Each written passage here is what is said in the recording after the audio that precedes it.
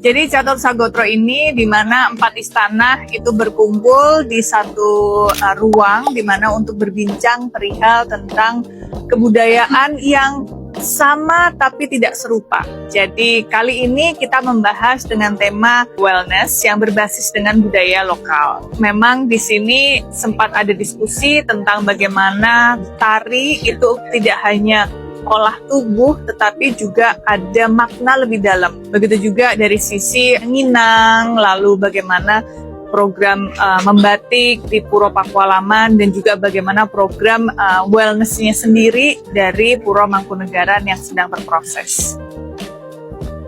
Pada hari ini saya